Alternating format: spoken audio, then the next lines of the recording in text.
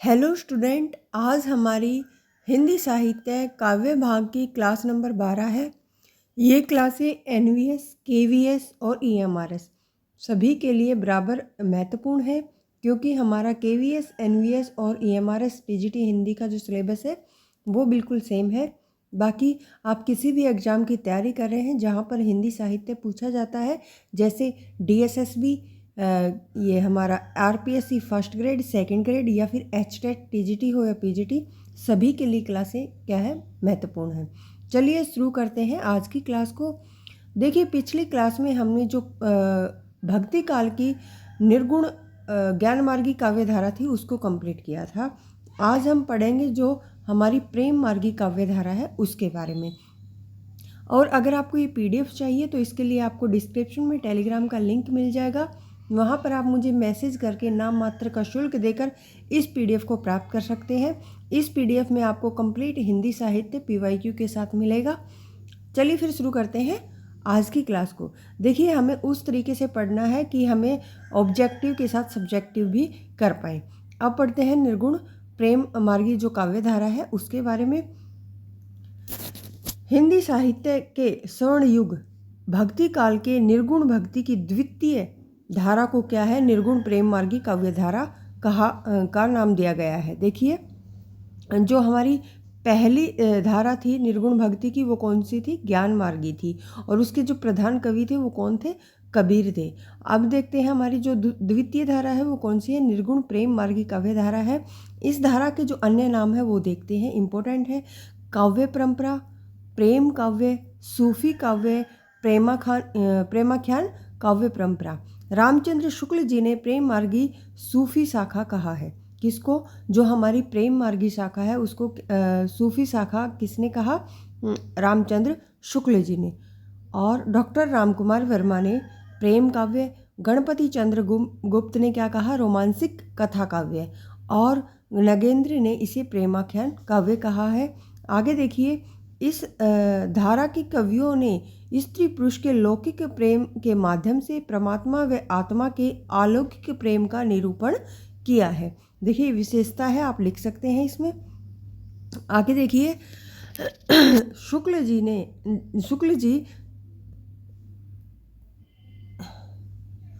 जी ने जहाँ ज्ञान मार्गी शाखा को अशिक्षितों की परंपरा घोषित कर उनकी रचनाओं को साहित्यिक नहीं माना था, वहीं प्रेम मार्गी काव्य धारा को शिक्षितों विद्वानों की काव्य परंपरा ठहरा कर उनकी रचनाओं को साहित्य के कोटि में की रचनाएं मानते हैं। कौन, रामचंद्र शुक्ल जी।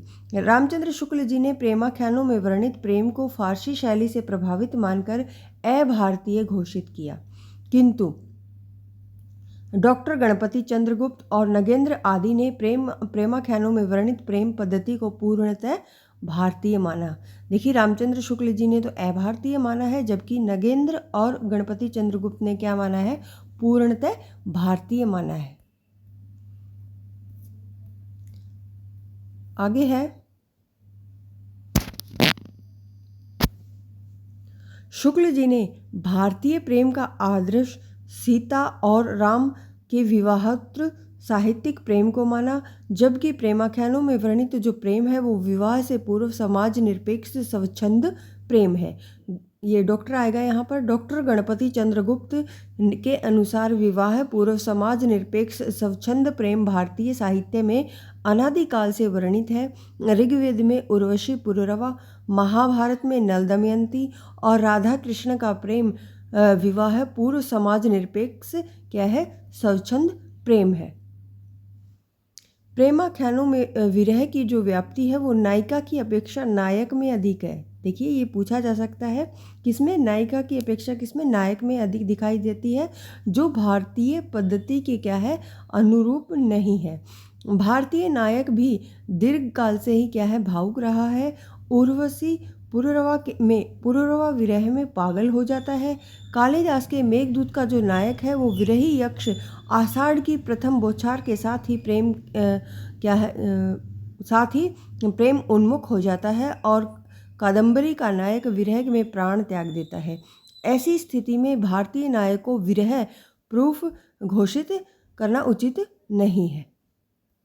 आगे देखिए, फारसी प्रेम कथाओं में प्रेम उत्पत्ति का जो कारण है वो साहचर्य है। भारतीय प्रेमाख्यानों में प्रेम साहचर्य जनित न होकर गुण, स्वर्ण, चित्र दर्शन या फिर स्वप्न दर्शन जन्य होता है। शुक्ल जी के अनुसार हिंदी के जो प्रेमाख्यानकारों ने मशनवी शैली का प्रयोग किया है। कैसी शैली का प्रयोग किया इन्होंने? ये जैसे हमारे कथन आते हैं उनमें लाइन लिखी आ सकती है। तो शुक्ल जी के अनुसार जो प्रेमाख्यान है उनमें मशनवी शैली का प्रयोग किया गया है। इस शैली में कथा के आरंभ में अल्लाह की स्तुति, उसके बाद पैगंबर के 4 खलीफा मित्रों और फिर साहे वक्ता यानी तत्काल जो तत्कालीन शासक होता है उसका और फिर गुरु की क्या है स्तुति कर के आत्म परिचय देकर उद्देश्य पर प्रकाश डालकर कथा का आरंभ किया जाता है। देखिए, पहले तो अल्लाह क्या है, इसका आरंभ कहाँ से होता है? अल्लाह की स्तुति करके, फिर पैगंबर और उनके 4 खलीफा मित्रों, फिर साहे वक्ता यानी तत्काल शासक, फिर गुरु की स्तुति की जाती है और फिर आत्म परिचय देकर क्या है उद्देश्य पर प्रकाश डालकर कथा का आरंभ किया जाता है। किसमें? मशनवी शैली में। और मशनवी शैली में कथा सर्गों में विभक्त नहीं होती, सारा काव्य एक ही छंद में क्या है लिखा जाता है। इंपॉर्टेंट लाइन है, मशनवी शैली में क्या है, कथा सर्गों में विभक्त नहीं होती है, इसका अच्छे से ध्यान रखेंगे। और जो सारा काव्य है वो एक ही छंद में लिखा जाता है। अधिकांश कवियों के मुस्लिम होने का तर्क भी गले नहीं उतरता है, क्योंकि शुक्ल जी ने के समय 8 प्रेमाख्यानों का ही क्या है पता लगा था। इनमें से 7 के रचयिता कौन थे? मुसलमान थे, किंतु अब क्या है 53 प्रेमाख्यानों का पता लग चुका है, जिनमें से 36 के रचयिता कौन है? हिंदू हैं।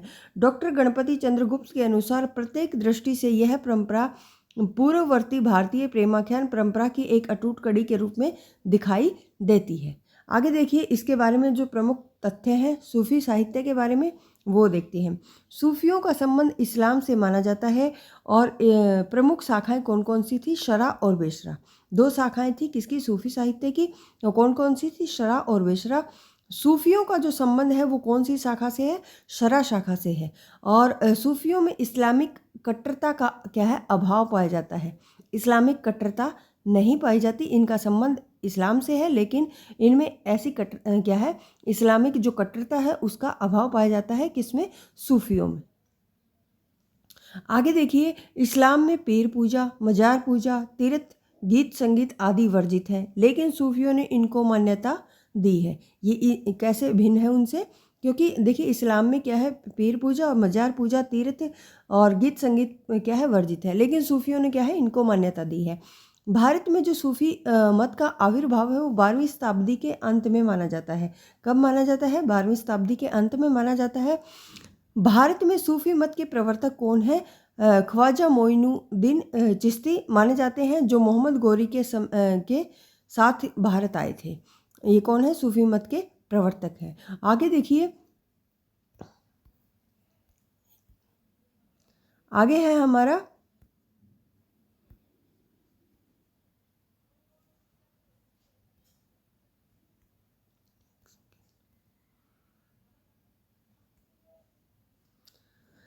आगे है भारत में सूफियों की जो है 5 शाखाएं मानी जाती है। चिश्ती, कादरी, तादरी और नक्शबंदी।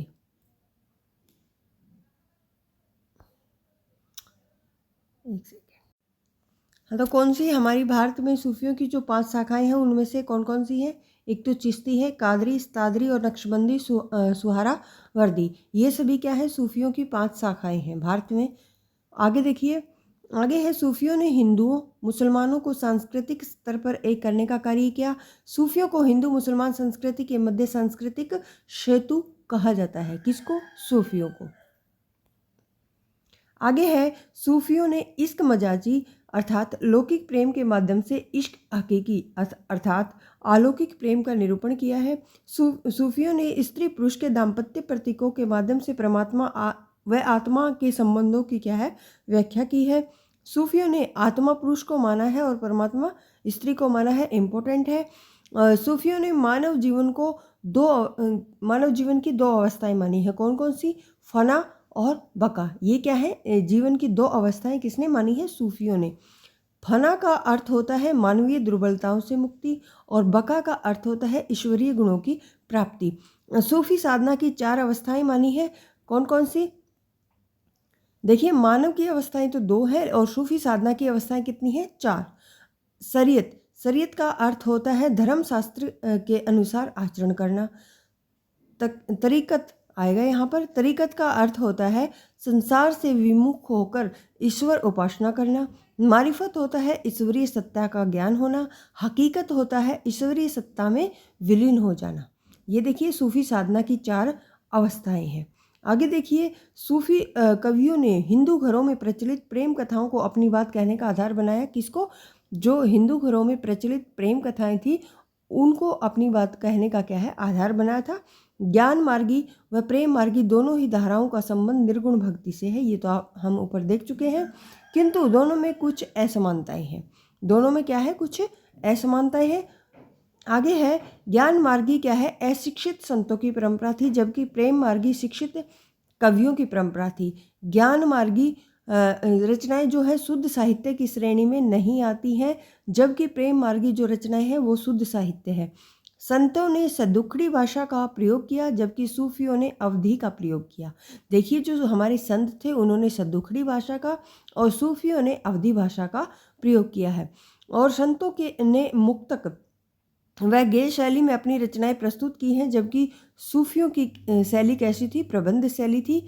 आगे देखिए गुरु की महिमा दोनों में ही पाई जाती है, यानी हमारी प्रेम मार्गी और ज्ञान मार्गी शाखा दोनों में ही क्या है?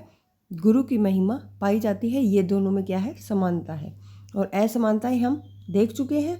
आगे है जो हमारा प्रथम प्रेमाख्यान काव्य है उसके बारे में पढ़ते हैं।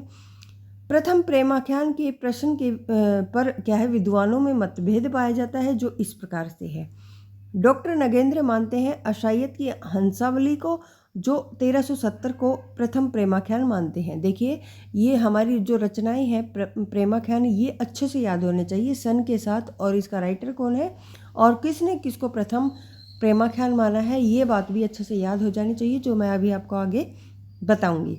डॉक्टर रामकुमार वर्मा ने मुल्ला दाऊद की चंदाइन को, जिसका समय क्या है? 1379 ईस्वी है। आगे है रामचंद्र शुक्ल ने कुतुबन की जो मृगावती है, कुतुबन की रचना है मृगावती, इसका समय 1503 है, इसको प्रथम प्रेमाख्यान माना है।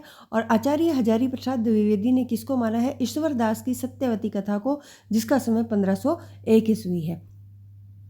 तो देखिए अलग अलग से किस विद्वान ने किसको माना है अच्छे से याद होने चाहिए आपको। जैसे डॉक्टर रामकुमार वर्मा ने किसको माना? मुल्ला दाऊद की चंदाइन को।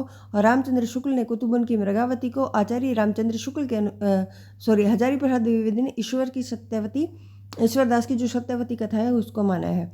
तो प्रश्न आएगा इस प्रकार से कि बताइए रामचंद्र शुक्ल जी के अनुसार प्रथम प्रेमाख्यान कौन सा है? तो कुतुबन की मृगावती क्या है रामचंद्र शुक्ल जी के अनुसार? सही उत्तर आपका होगा। जिस प्रकार से अगर आपसे प्रश्न पूछा जाता है उसी के अनुसार हमें क्या है उत्तर देना होता है। आगे देखिए रचना काल की दृष्टि से हंसावली प्रथम है। सॉरी बोलने में थोड़ी त्रुटि है। देखिए जो रचना काल की दृष्टि से अगर आपसे पूछा जाता है तो वो है हंसावली। और ये किसकी है हमारी हंसावली? असाइयत की हंसावली है। जो डॉक्टर नगेंद्र ने माना है वो सबसे पहली है। अगर आपसे पूछा जाता है रचना काल की दृष्टि से तो हंसावली आएगा। नगेंद्र के अनुसार भी कौन सी आएगा? हंसावली आएगा। आगे देखिए प्रमुख प्रेमाख्यान और उनकी विशेषताओं के बारे में पढ़ते हैं। डॉक्टर नगेंद्र ने अपने साहित्य इतिहास में 18 प्रेमाख्यान कवियों का विवरण प्रस्तुत किया है। और रामचंद्र शुक्ल जी ने 7 कवियों द्वारा रचित 8 प्रेमाख्यान, यानी कवि तो 7 हैं लेकिन प्रेमाख्यान कितने हैं? 8। प्रेम काव्य का वर्णन किसने किया है? रामचंद्र शुक्ल ने। और नगेंद्र ने कितनों का विवरण दिया है? 18 प्रेमाख्यानों का। आगे देखिए हंसावली के जो रचयिता हैं वो असाइयत है। इसका समय 1370 है, हम ऊपर पढ़ चुके हैं। ये रचना काल की दृष्टि से सबसे पहली क्या है? प्रेमाख्यान रचना है। आगे है लेखक ने अपनी रचना का स्रोत विक्रम बेताल की कथा को माना है।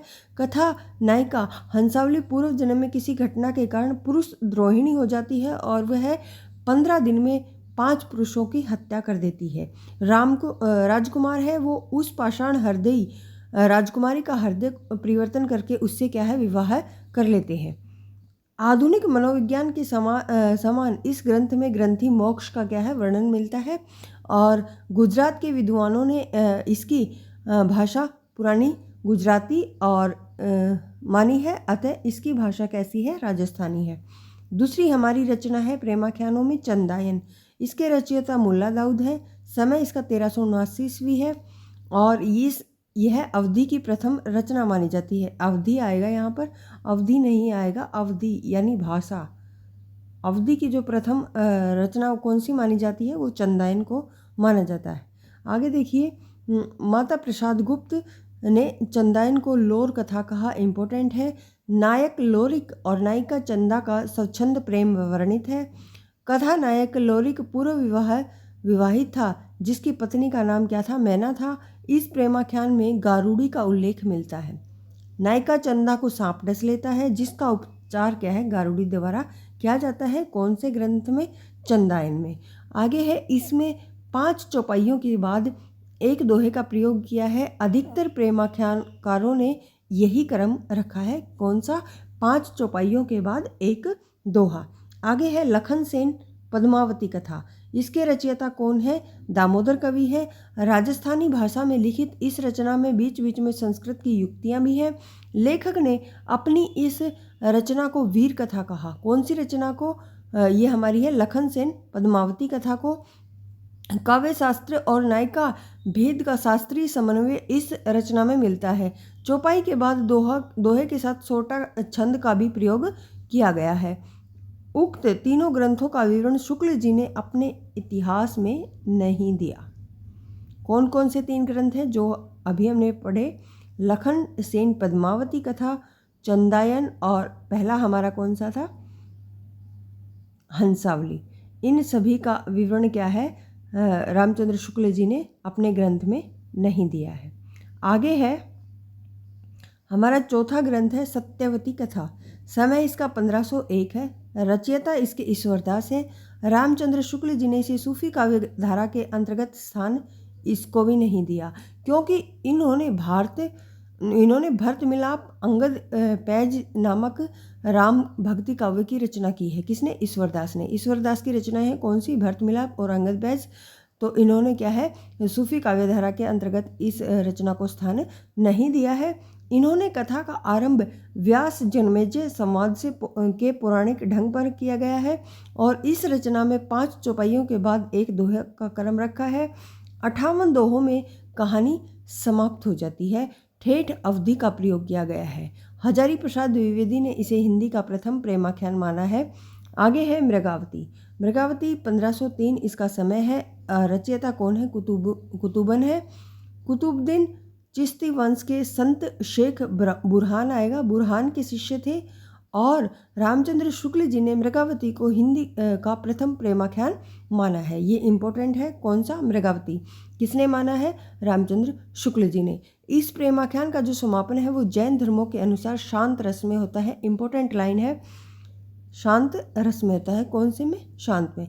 आगे देखिए, कथा के अंत में नायक की मृत्यु हो जाती है। दोनों नायिकाएं उसके साथ ही सती हो जाती हैं और कथा नायिका मृगावती उड़ने की कला जानती है। इम्पोर्टेंट लाइनें हैं जो वही मैंने यहाँ पर लिखी हुई हैं। आगे देखिए, पद्मावत। इसके रचयिता कौन है? मलिक मोहम्मद जायसी हैं। रचना इसकी 1540 है। इसका रचना काल बहुत ही ज़्यादा महत्वपूर्ण है। अभी DSSB का एग्जाम हुआ था, उसमें भी पूछा गया था ये। आगे है, यह प्रेम काव्य परंपरा का सर्वश्रेष्ठ ग्रंथ है। जायसी जो है अमेठी के निकट जायस नगर के निवासी थे। काले कुरूप थे। इन्हें देखकर शेरशाह सूरी हंस पड़े थे। तब उन्होंने कहा था, मोहे हंसे की कोह रही। उनके ये लाइन किसकी है? हमारी जायसी की है। और किससे कही थी? शेरशाह सूरी से इन्होंने ये कहा था। और इनके गुरु का जो नाम है वो शेख मोहिदी है। पद्मावत में इन्होंने अपने गुरु का नाम सैयद अशरफ बताया है। क्या बताया है? सैयद अशरफ बताया है। इन्होंने हिंदू घरों में सर्वाधिक प्रचलित कथा राणा रतन सेन और पद्मावती की कहानी को आधार बनाया। पद्मावत 57 सर्गों में विभक्त क्या है? एक महाकाव्य है और जिन्हें क्या है? खंड नाम दिया गया है। जो सर्ग है वो 57 है, उनको क्या? खंड नाम दिया गया है। जैसे नागमती, वियोग खंड, मानसरोधक खंड, ये इस प्रकार से क्या है? नाम दिए गए हैं। जायसी का जो प्रिय अलंकार है, प्रिय आएगा, प्रिय अलंकार हेतु प्रेक्षा है, इम्पोर्टेंट है।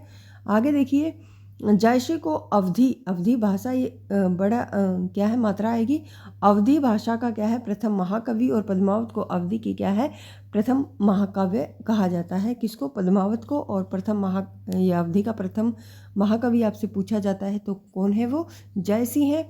आगे देखिए, पद्मावती की कथा है वो दो भागों में विभक्त है, पूर्वार्ध और उत्तरार्ध।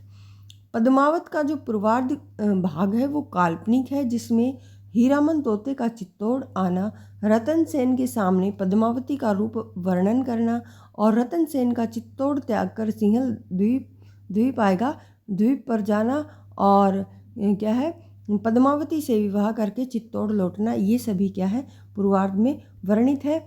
और जो पद्मावत का उत्तरार्ध है वो ऐतिहासिक है, जिसमें राघव चेतन का निर्वासन, अलाउद्दीन खिलजी के सामने पद्मावती का रूप वर्णन, और अलाउद्दीन खिलजी का चित्तौड़ आगमन व पद्मावती का जौहर वर्णित है, किसमें? उत्तरार्ध भाग में। आगे देखिए, शुक्ल ने राणा रतन सेन को आत्मा और पद्मावती को परमात्मा का प्रतीक माना है। पात्र और प्रतीक मोस्ट इम्पोर्टेंट है। यहाँ से प्रश्न बनता है कि कौन सा प्रतीक पात्र किसका प्रतीक है। तो जो राणा रतन सेन है वो क्या है? मन का प्रतीक है। पद्मावती बुद्धि का प्रतीक है। सिंहल द्वीप ये हृदय का प्रतीक है। और चित्तौड़ क्या है? शरीर। नागमती संसार। हीरामन गुरु। राघव चेतन शैतान। और अलाउद्दीन है वो हमारे क्या है? माया। आगे देखिए, पद्मावत जो है समासोक्ति शैली में लिखा गया काव्य है। पद्मावत को रामचंद्र शुक्ल ने प्रेम मार्गी काव्य धारा का तीसरा प्रेमाख्यान माना है। शुक्ल जी के अनुसार जायसी ने स्वयं से पहले लिखे गए 4 प्रेमाख्यानों का उल्लेख किया है: मृगावती, मधुमालती, मुग्धावती और प्रेमावती। आगे देखिए, पद्मावत के अतिरिक्त जायसी की रचनाएं अखरावट, आखिरी कलाम, चित्रलेख, रेखा आएगा, और मसलनामा और कहरनामा, ये सभी रचनाएं किसकी हैं? पद्मावत की हैं। जायसी की हैं। ये सभी रचनाएं अच्छे से याद होनी चाहिए। ये सभी रचनाएं जायसी की हैं। अखरावट, आखिरी कलाम, चित्ररेखा, मसलनामा और कहरनामा। आखिरी कलाम में क्या है? कयामत का वर्णन है। इस रचना में तत्कालीन शासक के रूप में बाबर की प्रशंसा की गई है। किसमें? आखिरी कलाम में।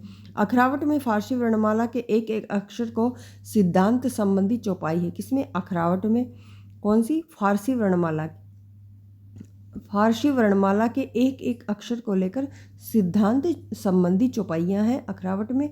अखरावट में ईश्वर, सृष्टि, जीव, प्रेम आदि विषयों पर भी क्या है? विचार किए गए हैं। चित्ररेखा एक लघु प्रेमाख्यान है। जायसी ने संसार में अपना चिन्ह छोड़ जाने के उद्देश्य से पद्मावत की क्या है? रचना की है। अगली रचना है हमारी प्रेमाख्यानों में मधुमालती मंजन की है, और ये क्या है? 1545 ईस्वी में लिखी गई थी। इस प्रेमाख्यान में 2 प्रेम क्या है कथा वो समांतर रूप से चलती हैं। किसमें? मधुमालती में। मुख्य कथा वो है मनोहर मालती की, और उपकथा जो है वो ताराचंद और प्रेमा की है। अगला हमारा प्रेमाख्यान है ढोला मारूरा दुहा। ये कुशल लाभ की रचना है। इसकी गणना आदिकालीन लौकिक साहित्य में भी की जाती है। यानी इसकी जो गणना है वो किसमें? आदिकालीन लौकिक साहित्य में भी की जाती है और प्रेमाख्यानों में भी की जाती है। अगली है माधवानल कामकंदला। ये भी कुशल लाभ की है। माधवानल कामकंदला ये आलम की रचना भी है। आगे है आलम की रचना में नायिका के अनेक जन्मों की जो कथा वर्णित न होकर एक ही जन्म की है, जबकि कुशल लाभ की जो रचना है उसमें नायक नायिका के अनेक जन्मों की कथा वर्णित है। अगली हमारी रचना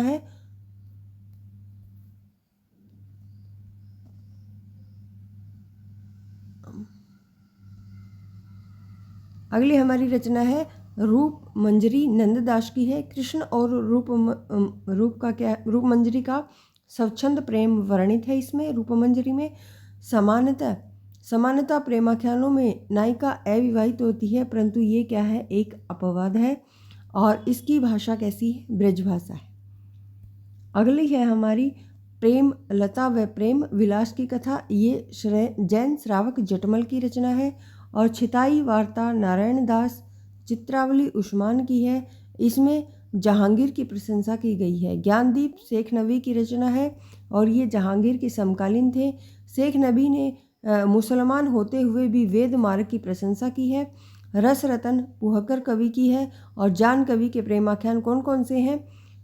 जान कवि के प्रेमाख्यान जान कवि हिंदी में सर्वाधिक प्रेमाख्यानों के रचयिता माने जाते हैं और इनका वास्तविक नाम नियामत खां है। इन्होंने 78 ग्रंथों की रचना की है, जिनमें से क्या है 29 क्या है प्रेमाख्यान है। यानी सबसे ज़्यादा प्रेमाख्यान किसने लिखे हैं? जान कवि ने। फारसी प्रसिद्ध प्रेमाख्यान लैला मजनू का हिंदी अनुवाद इन्होंने लेले मजनू से किया। रामचंद्र शुक्ल जी के अनुसार अपने इतिहास ग्रंथ में जिन प्रेमाख्यानों का वर्णन किया है रामचंद्र शुक्ल जी ने, वो कौन कौन से हैं? मधुमालती, मंजन की, मृगावती, कुतुबन की, पद्मावती, जायसी, चित्रावली, उस्मान, ज्ञान दीप, शेख नबी, हंस, जवाहिर, कासिम शाह और इंद्रावती नूर मोहम्मद। इन सभी का वर्णन क्या है रामचंद्र शुक्ल जी ने अपने इतिहास ग्रंथ में किया है। आगे हैं 2 रचनाएं अनुराग बासरी नूर मोहम्मद की नल दमयंती कथा सूरदास पंजाबी की है। हंस, जवाहिर, इंद्रावती, अनुराग बासुरी को क्या है डॉक्टर नगेंद्र ने समय की दृष्टि से रीति काल की रचना माना है। किसको? हंस जवाहिर को, और एक इंद्रावती को और अनुराग बासरी को। इन सभी को क्या है नगेंद्र ने समय की दृष्टि से किस में माना है? रीतिकाल में। आगे देखिए, इंद्रावती को सूफी पद्धति का अंतिम ग्रंथ मानना चाहिए और सूफी आख्यान काव्य की अखंडित परंपरा की समाप्ति अनुराग बासरी से मानी जाती है। और नल दमयंती की प्रेम कथा को आधार बनाकर हिंदी में अनेक प्रेम काव्यों की रचना की गई। शाहजहाँ के समकालीन सूरदास पंजाबी ने नल दमयंती कथा शीर्षक से प्रेमाख्यान लिखा। अब देखते हैं जो प्रेमाख्यान है वो उनकी हिंदी साहित्य में क्या देन है। हिंदी साहित्य को देन। हिंदी साहित्य की एकमात्र परंपरा जो धर्म आश्रय और राजाश्रय से दूर रहकर लोक आश्रय में क्या है आगे बढ़ी। एकमात्र साहित्य परंपरा जिसमें कथानक रूढ़ियों का निर्वाह किया गया। श्रृंगार के तीनों पक्ष सौंदर्य, प्रणय, विरह का रोमांचक चित्रण हुआ है और प्रेम के पवित्र स्वरूप की अभिव्यक्ति हुई है। प्रेमाख्यान काव्य की विशेषताएं और प्रवृत्तियां मोस्ट इम्पोर्टेंट है, ये देख लेते हैं। सूफी सिद्धांतों का प्रचार प्रसार, लौकिक प्रेम के माध्यम से अलौकिक प्रेम का क्या है वर्णन किया गया है। मशनवी शैली का प्रयोग है, इम्पोर्टेंट है। प्रबंधात्मकता, अवधी भाषा का प्रयोग है और खंडन मंडन की प्रवृत्ति का अभाव है। दोहा चौपाई शैली का प्रयोग है। कथानक रूढ़ियों का निर्वाह है। नायिका के नाम क्या है कृति का नामकरण है, इम्पोर्टेंट है। आगे देखिए, प्रतीक शैली का प्रयोग है। वस्तु आएगा, वस्तु वर्णन पद्धति का प्रयोग है। दाम्पत्य प्रतीकों का प्रयोग है। तो ये थी हमारी प्रेम मार्गी शाखा, कंप्लीट हुई है। वीडियो लंबी हो गई है लेकिन हमने इसको कंप्लीट कर लिया है। अगली क्लास में हम कृष्ण भक्ति धारा करेंगे, फिर हमारी राम भक्ति धारा आएगी, फिर हमारा भक्ति काल है वो कंप्लीट हो जाएगा। उसके बाद मैं आपको PYQ करवाऊंगी भक्ति काल के, और फिर हमारा रीतिकाल तो छोटा ही है। तो इसी प्रकार से हम जल्दी ही अपने सिलेबस को कंप्लीट करने वाले हैं। अगर आपने अभी तक चैनल को सब्सक्राइब नहीं किया है तो ज़रूर करें और शेयर करें, कमेंट करें। धन्यवाद।